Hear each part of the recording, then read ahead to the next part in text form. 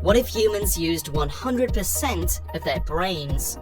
You've probably heard this before, that humans can only access 10% of their brain while the rest of our cognitive capacity goes untapped. It's a much peddled myth with many different origins, but the general idea seems to stem from a mistaken belief that 90% of the cerebral organ consists of glial cells which merely serve to link neurons. However, as neurologists have gradually gained a deeper understanding of the brain's properties, most have debunked this idea as nothing more than a tall tale regurgitated by popular media outings like Lucy and Limitless. In reality, over the course of a day, humans actually can utilize 100% of their brain, but we rarely access all of its capacities simultaneously.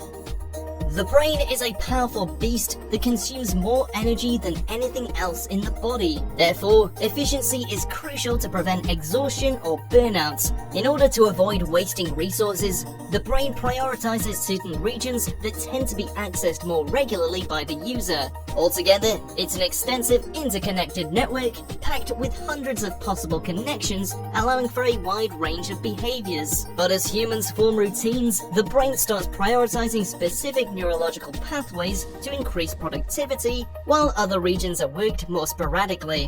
While this method preserves energy while performing everyday tasks, over-reliance leads to decreased flexibility and the formation of habits, good or bad. Habits can be difficult and annoying to break, but the brain is an ever-adaptable tool that, with a bit of effort, can effectively learn a new trick or two. However, even if the 10% myth is false, the general idea that humans aren't living up to their full potential holds true. Neuroplasticity is a popular buzzword within brain research circles. It describes the brain's ability to rewire itself and form new neural connections, allowing us to learn new things. From an evolutionary standpoint, this helps the brain to compensate for any region that might have lost functionality due to an illness or injury. This process doesn't occur automatically though, and requires the neurons to be repeatedly stimulated by performing activities which, in turn, enable new pathways to be strengthened. So stimulating a wider range of connections by trying new things or repeating established skills can improve your neuroplasticity, resulting in faster learning and heightened flexibility. Practice makes perfect is more than just an old wives' tale, as repeated performance correlates with a higher neurological connectivity. For example, a professional guitarist learns new riffs quicker than an amateur due to their brain dedicating far larger sections to hand movements than an average person's. But if cycling through the same patterns is what's most practical, what would even be the point in employing 100% of the brain? Well, while there's no super drug capable of unlocking someone's latent potential, using all of the brain's regions should lead to a vastly improved lifestyle. The brain is split into the left and right hemispheres, which exhibit asymmetrical control over the body. While writing, a right-handed student would use the left side of their brain and vice versa. Recent studies show that a person's preferred hand has more to do with their spine than any neurological developments, but body coordination can be enhanced by carrying out exercises that require the brain to switch between hemispheres. That said, the brain's divide accounts for far more differences than simply movement.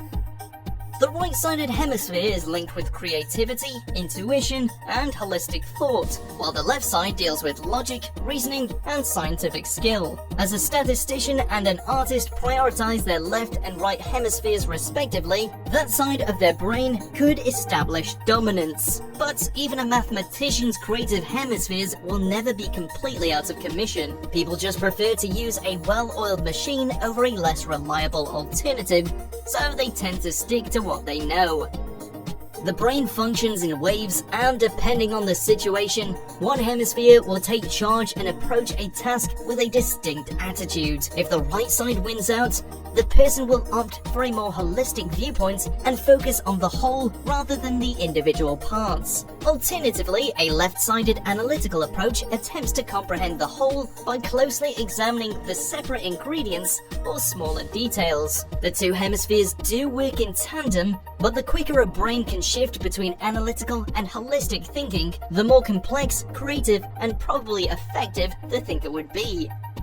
In truth, the last thing anyone should want is for the brain to literally fire 100% of its neurons at the same time, as overstimulation would likely cause a seizure. If you're striving to truly unlock your full cognitive potential, and some experts reckon that brain sync is the name of the game. Most situations involve a logical and emotional element, but humans tend to focus on one above the other. When both hemispheres stand on equal footing, a whole new world of thinking becomes feasible, one that perceives an entire picture without neglecting any specific components. With both halves complementing each other, humans should see an increase in self-awareness and active behavior, allowing for habits to be broken and alternative neural patterns to be forged. In short, it should be easier to learn stuff.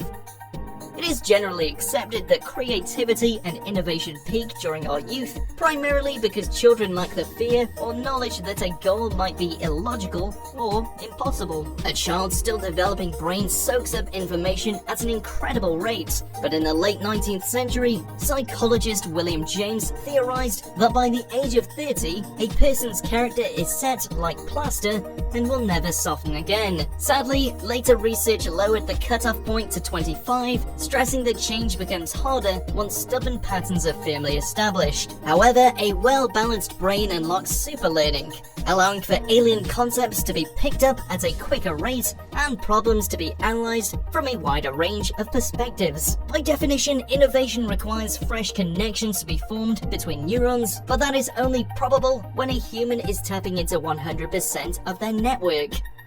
Another benefit of an in-sync brain is a reduction in anxiety and fear. In and of itself, stress is not inherently bad and acts as a notification that danger is or could be brewing. But when a situation arises that seems to offer no way out, stress gives way to anxiety, an emotion that can be crippling.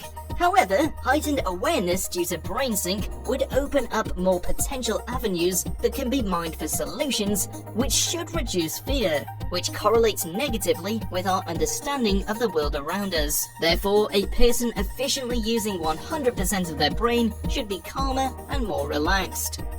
With some exceptions, most humans have an underdeveloped right side of their brain, the one less likely to change as people age. And that's largely because most jobs reward structure over creativity. But there are countless exercises designed specifically to reawaken the right hemisphere. If you're interested in painting or writing short stories, dedicate just a couple of minutes every day to practice, and over time, creative thoughts and ideas will start to flow more freely. Eventually, you should notice that your thought processes are more flexible and varied even in everyday situations, as you explore more and more of your brain's potential.